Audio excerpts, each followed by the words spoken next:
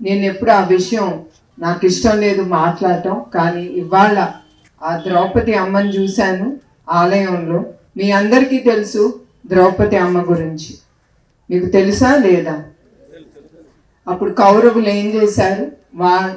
ఆవిడి భర్తని అవమానించాలని సిగ్గు లేకుండా ఒక ఆడదని ద్రౌపది అమ్మని సభలోకి తీసుకొచ్చి ఆ అమ్మ చీరలాగారు. ఎందుకు? భర్తని కొట్టడానికి. వాళ్ళకి వేరే దారి దక్కలేదు, ఒక ఆడది దక్కింది వాళ్ళకి. అట్లానే మన అసెంబ్లీలో చంద్రబాబు నాయుడు గారిని హింసించాలని, ఆయనకి ఎదురు దెబ్బ కొట్టాలని వాళ్ళకి తెలిసి నా పేరు లాగారు, నా శీలాన్ని గురించి వాళ్ళు మాట్లాడారు. అది ఒక్కడికి అవసరం లేదు. ధైర్యం ఉంటే మొగాడుగా నుంచి మాట్లాడాలి, కానీ ఒక్క స్త్రీని లాగకూడదు. మీరందరూ కూడా ఇక్కడ చాలా మంది మొగాళ్ళు ఉన్నారు. ఒక్క స్త్రీ గురించి మీకు మాట్లాడే హక్కు ఎవరికి లేదు ఇక్కడ. ఏ స్త్రీ ఎట్లాంటిదో తనకి తెలుసు, తన జీవితం గురించి తెలుసు. అది మనం నేర్చుకోవాల్సింది అక్కడంతా. అది అన్నీ అయిన తర్వాత ద్రౌపదికి కృష్ణుడే దిగి వచ్చి ఆవిడికి సహాయం అందించాడు. అట్లా ప్రజల్లో దేవుడు వచ్చి, అట్లా చంద్రబాబు నాయుడు గారికి కానీ ఆయన కుటుంబం కానీ ప్రజల్ని దేవుళ్ళుగా మా కుటుంబంకి నిలుచున్నారు. అది నేను ఎప్పుడూ మర్చిపోను. ప్రతి సందర్భంలో మా కుటుంబంలో చాలా జరిగినాయి మా జీవితాలు. ఇప్పుడే అన్నారు తిరుమలలో ఆ బాంబులు పెట్టి నక్సలైట్లు, కానీ ఇప్పుడు కూడా మా కుటుంబం హిట్ లిస్ట్లో ఉన్నా కూడా, ఇట్లాంటి అవమానాలు చాలా ఎదుర్కొన్నా కూడా ఆ దేవుడు అనేవాడు ఉంటాడు.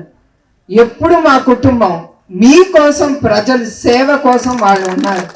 వాళ్ళు అట్లా మా కుటుంబం ఉంది గనక ఆయన్ని రాజమండ్రిలో నిర్బంధించినప్పుడు మీ అందరికీ తెలుసు, రుజువు ఏమీ లేకుండా 57 రోజులు నుంచున్న ఆయన ఖైదీ చేసినప్పుడు అప్పుడు దేవుడే దిగొచ్చి ప్రజల ద్వారా ముందుకొచ్చారు.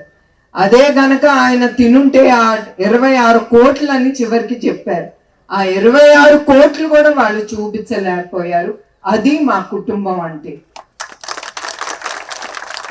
అట్లానే ఇప్పుడు నా గురించి మీకు ముందర ఎందుకు చెప్తున్నానంటే, ఏనాడు నేను ఆ విషయం మాట్లాడలేదు.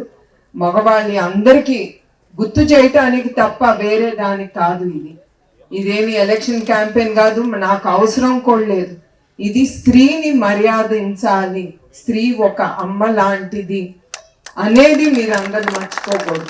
అది మీ అందరికి గుర్తు చేయడానికి ఇది చెప్పేది. ఈ విషయం నేను ఏనాడు 10 మంది ముందర ఆ విషయం ఏనాడు మాట్లాడలేదు. కానీ ఇప్పుడు ఆ ద్రౌపది అమ్మని ఆ గుడిలో చూశాను కనుక మీకు ఒకసారి విన్నవించాలని నా మనసులో ఏముంది అని నేను మాట్లాడాను. అది నేను ఎవరికి అక్కర్లేదు.